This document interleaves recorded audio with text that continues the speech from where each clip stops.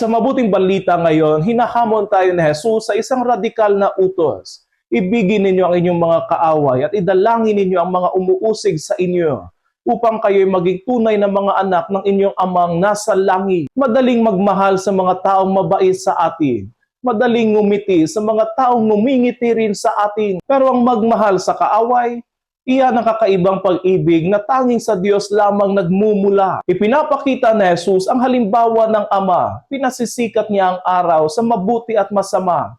Pinapapatak niya ang ulan sa mga banal at makasalanan. Ang pag-ibig ng Diyos ay hindi namimili. Hindi ito nakabatay sa kung karapat-dapat ba ang isang tao. Ganito rin ang paanyaya sa atin. Isang pag-ibig na higit pa sa damdamin.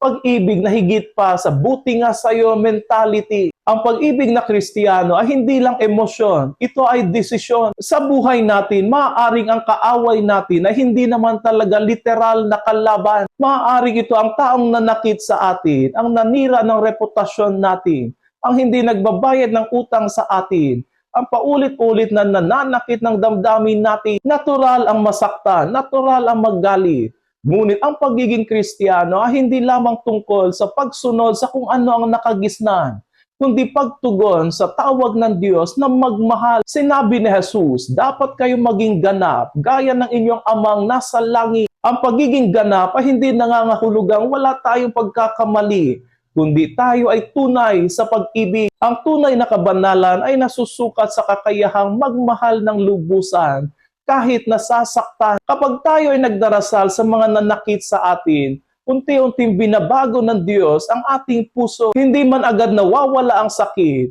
ngunit dahan-dahan napapalitan ito ng kapayapaan. Ang pagpapatawad ay hindi lamang kaaway ang nakikinabang.